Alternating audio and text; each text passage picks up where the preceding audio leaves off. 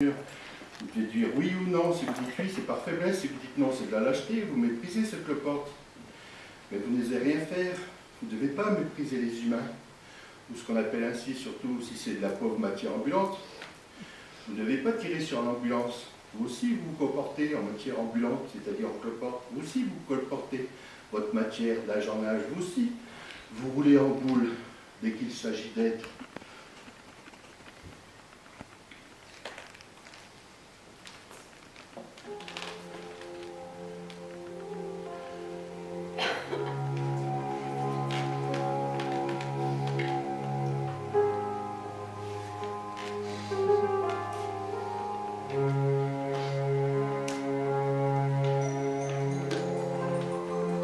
C'est sans doute à ça que je pensais lorsque je cloportais sur le carrelage froid de la cuisine avec mon ami Ronron.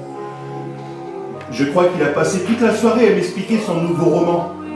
Je l'aurais même filmé en train d'expliquer en détail quelques passages de son prochain livre. On voit cette vidéo sur le tube d'un cloporte. Sur cloportetube.com, on voit ça. Et dans cette vidéo, le crabe se met à danser, car quand je filmais l'ami nouveau romancier, j'avais mis de la musique et je chantais.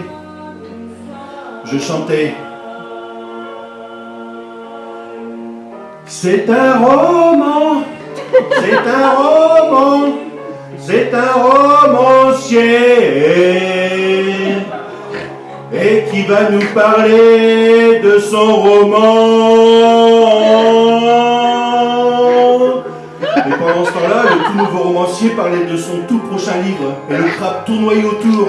Je sais qu'après on a tournoyé, à un moment tous ensemble, les autres nous ayant rejoints bien après, et il y avait le chef-faillon et la femme du ronron romancier. On était plusieurs à tournoyer ensemble jusqu'à tomber, le jeu étant de s'emparer du roman pas écrit de Ronron le romancier et de dire des phrases en tournant. Quelqu'un pouvait nous tirer par le bras et nous faire tourner de plus en plus vite jusqu'à tomber et continuer à tourner uniquement dans sa tête jusqu'à ce qu'on ait le tournis. Il fallait improviser le nouveau roman de l'ami Ronron, le nouveau romancier. Je suis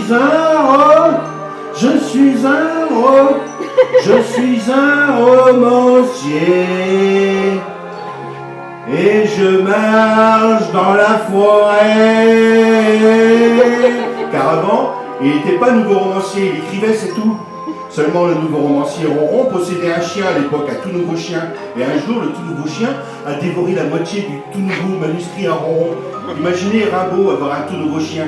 Les écrivains ne doivent pas posséder de chien. Je lui disais à Ronron, imagine le tout nouveau chien de Rimbaud. Imagine-le un peu avaler toute la saison, le chien. La saison en enfer. On est bouché, il a bouffé le manuscrit de Rimbaud. À la niche, le chien. Il n'y a pas que les chiens qui avalent cependant. Les romanciers dévorent aussi tout le temps tout ce qu'ils trouvent à lire. En effet, c'est infernal de lire tout et n'importe quoi. Il faut pas trop lire quand on écrit, sinon à 30 ans, on est farci, le cerveau est déjà pourri par les formules, déjà tout jeune, l'écrivain est gonflé de belles phrases, le tout nouveau romancier a ainsi la tête farcie d'écrit, il est plus bon à rien. Tous les romans sont entrés dans sa tête, il n'y a plus de place pour l'auteur. L'auteur, de toute façon, ne mérite aucune place, c'est ce que je pense pour ma part. Car être auteur, c'est déjà être une place. Il ne faudrait pas être une place, surtout une place à auteur. Être créateur à la rigueur, mais le drame de la création, c'est d'être identifié. C'est le drame de tout créateur d'avoir fait une œuvre et que cette œuvre identifie un auteur, que cette œuvre désigne une façon de faire, un style. C'est le drame de toute la création, car finalement, faire une œuvre, c'est mourir, c'est se donner pour mort. Avant, la mort n'existait pas.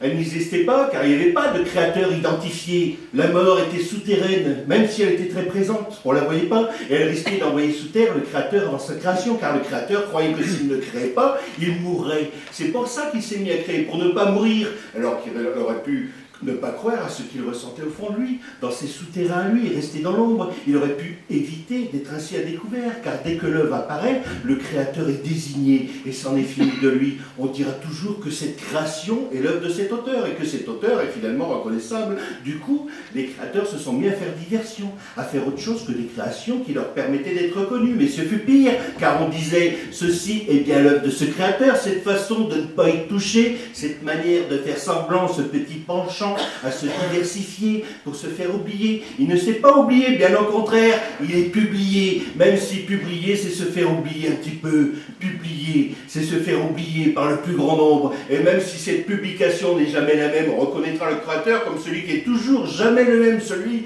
qui veut surprendre son petit monde. Mais personne n'est dupe, pas même le petit monde, le tout petit monde autour du petit créateur. Personne n'est dupe de son petit jeu de dupe. Il est identifié, c'en est fini de lui, le créateur est mort.